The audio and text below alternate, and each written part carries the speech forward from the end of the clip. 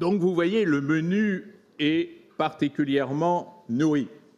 Je voudrais commencer, et longuement commencer, par une première partie que j'ai intitulée « Querelle de définition et plus encore », autour du mot « identité ». Alors, à partir du moment où la cité existe, c'est poser un problème d'identité. Qu'est-ce que la cité? On l'a déjà entreaperçu dans certaines séances précédentes. La cité, c'est l'association d'individus différents les uns des autres, différents, heureusement différents les uns des autres. Regardez-vous, dans cet amphi, vous êtes différents. Et qu'y a-t-il de plus grande force que cette différence? Donc la cité, c'est une association d'individus qui, bien que différents, choisissent de vivre ensemble. Alors quand je vous dis des individus différents qui choisissent de vivre ensemble, vous comprenez qu'immédiatement, le problème premier de la cité, c'est le problème de l'identité collective de la cité. C'est-à-dire comment elle se définit, comment elle s'affiche, comment elle se présente, et notamment comment elle se présente devant qui? Devant les autres cités. C'est-à-dire que vous comprenez que la réflexion sur l'identité, c'est la réflexion sur soi. Qu'est-ce que je suis? Donc, une question sur soi, mais pire encore, plus grave et plus déterminant, une question sur l'autre. Qui est l'autre? Qui est celle ou celui que je juge à ce point différent de moi pour considérer qu'il est hors de ma cité, qu'il est autre? Cet autre, il a 2 bras, 2 jambes, une tête. Il a des espoirs et des frustrations, des chagrins et des haines, une sensibilité, des enfants, une famille. Et pourtant, il n'est pas des miens. Rappelez-vous cette phrase formidable du grand philosophe français Fernand Reynaud, lorsqu'il disait « J'aime pas les étrangers, ils mangent le pain des Français. » Alors un jour, l'étranger, il en a eu assez, et il a quitté le pays. Et alors, ce jour-là, il n'y avait plus de pain dans ce village, parce que l'étranger, il était boulanger. Quelle belle histoire, n'est-ce pas? Qu'est-ce qui nous permet d'exclure l'autre, de le définir comme étant extérieur à notre propre cité? Alors, tentons un semblant de définition en fonction de ce que je viens de vous dire, c'est-à-dire de cette dialectique du soi et de l'autre.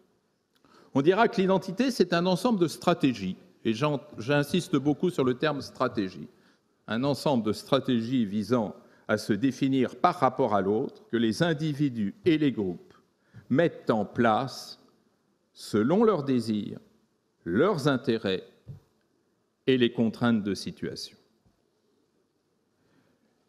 L'identité, c'est le résultat d'une stratégie d'identification, c'est-à-dire c'est l'ensemble des pratiques que je vais mobiliser pour me définir par rapport à l'autre, c'est-à-dire me distinguer de l'autre. Ce que je suis là, l'autre ne l'est pas, donc il n'est pas de ma cité. Mesdames et messieurs, retenez de cette première approche que de ce fait, l'identité est un construit social. L'identité est un construit social. Il n'y a pas, mesdames et messieurs, il n'y a pas d'identité naturelle. Ça n'existe pas. C'est une illusion ou c'est une persuasion qu'on veut vous imposer. Il n'y a d'identité que construite par vous et les autres, dans cet échange permanent entre vous et les autres. Je me rappelle toujours mon maître Alfred Grosser, qui était mon professeur dans cette maison, et qui disait « Je ne supporte pas ce doigt qui est pointé sur moi pour me prescrire une identité. » Moi, Alfred Grosser, suis-je juif, allemand, français, européen, occidental? C'est à moi de le construire et à nul autre de me le prescrire. Alors, vous comprenez que lorsque cette construction identitaire se fait, et se fait dans la répétition quotidienne, C'est ce que disait le grand philosophe français Ernest Renan. C'est un plébiscite de tous les jours, c'est un choix volontaire de chaque jour.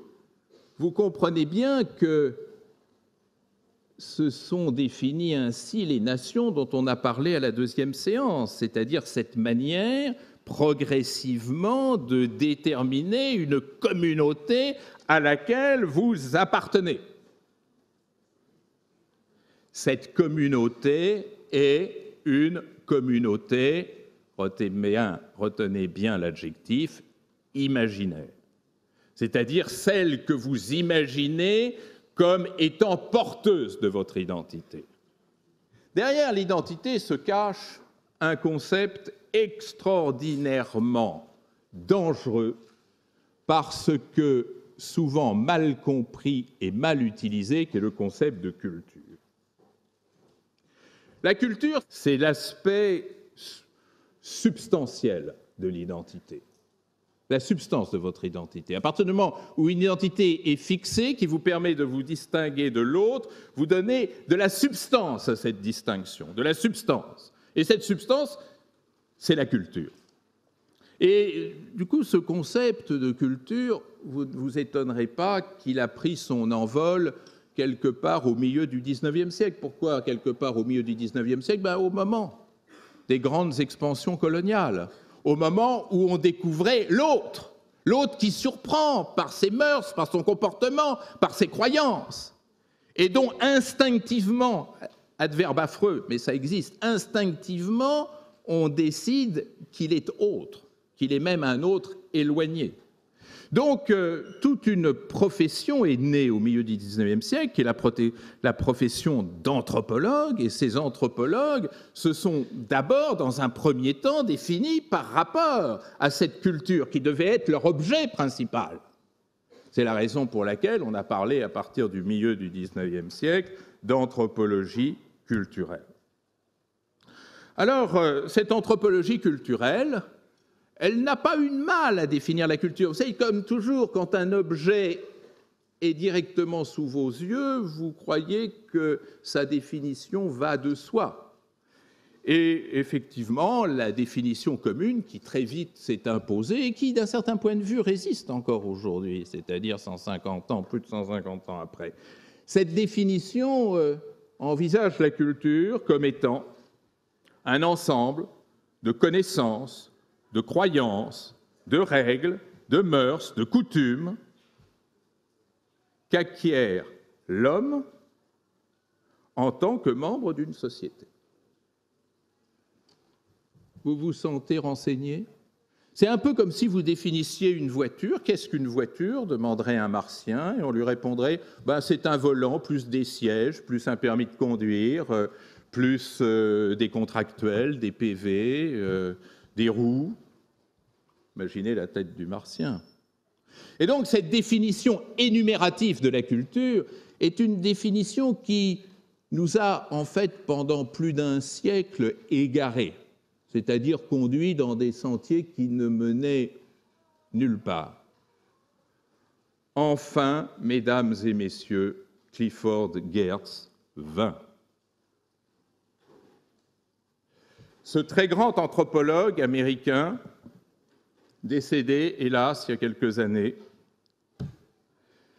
Clifford Geertz a publié en 1973 « The Interpretations of Cultures », traduit en français sous le titre évident de Bali. Clifford Geertz va nous apporter une définition extrêmement forte et intéressante de la culture, cette fois-ci envisagée comme un système de signification. Systems of meaning. Systems of meanings. Et Geertz de dire, la culture, c'est ce code qui distingue les sociétés les unes des autres. Cet ensemble de signes qui permet aux individus d'une même collectivité d'être en désaccord, de s'opposer, de ne pas s'aimer, d'avoir des intérêts divergents, mais de se comprendre. Et Geertz de donner cet exemple très parlant de l'injure. Si vous faites un certain geste musculaire qui conduit à replier votre bras droit vers votre épaule droite en le croisant avec un bras gauche qui, lui, reste tendu et qui va venir s'écraser, je ne vais pas plus loin parce que je suis filmé, s'écraser sur votre bras droit, eh bien, toutes celles et ceux qui relèvent de la même culture auront parfaitement compris de quoi il s'agit. Système de signification communément partagé. Je vous propose, pour bien comprendre la chose, de vous livrer le week-end prochain un petit exercice pratique. Vous louez une voiture si vous n'en avez pas. Et vous faites une queue de poisson à un automobiliste, si possible ayant passé la soixantaine et ayant les cheveux grisonnants. Et puis vous vous arrangez pour qu'il vous rejoigne au feu rouge, qu'il se range à côté de vous. Vous baissez votre carreau pendant qu'il fait la même chose, et alors que, selon son orientation culturelle et idéologique, il vous traite de fasciste ou d'autres choses que je ne répéterai pas parce que je ne m'en sens pas la sensibilité, vous lui répondez par un beau sourire, un charmant sourire. Vous dites « Merci, monsieur ». Et vous verrez que ce monsieur, je l'ai essayé maintes et maintes fois, entrera en rage, en rage. Pourquoi sera-t-il enragé ? Parce qu'il aura réalisé que le message qu'il aura émis en votre direction n'aura pas été compris de vous, et pire encore, aura eu l'effet contraire, puisque vous le remerciez avec un sourire.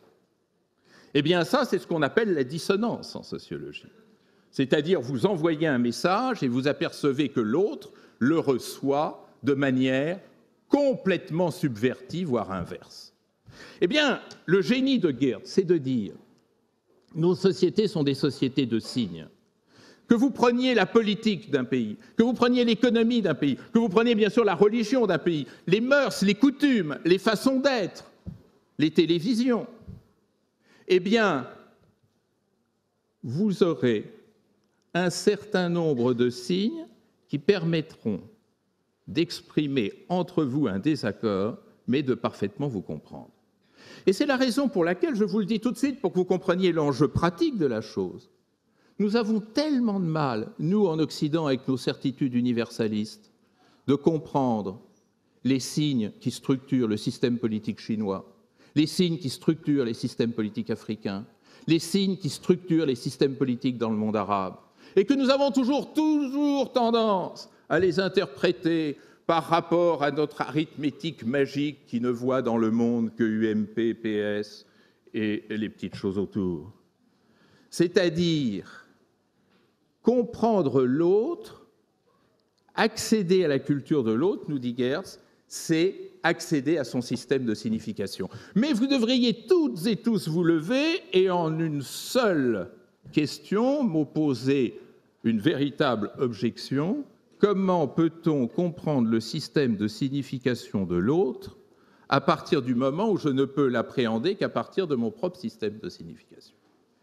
C'est tout le problème de l'anthropologie. C'est tout le problème de la politique comparée. C'est tout le problème des relations internationales. Nous croyons toujours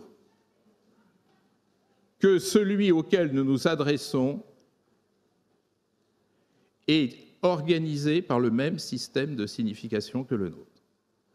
D'où cette certitude arrogante de la diplomatie occidentale qui se ramasse combien de pelles parce que précisément les messages envoyés ne correspondent pas du tout à l'identité et la réalité de la cible.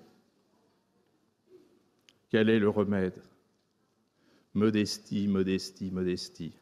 Respect, respect, respect. Admettons que l'autre, parce qu'il a une histoire différente de la nôtre, parce qu'il a une expérience qui n'est pas la nôtre, parce qu'il est socialisé à des valeurs qui sont différentes, pas forcément du tout antagoniques d'ailleurs, des nôtres, a un système, une aventure politique qui n'est pas la nôtre.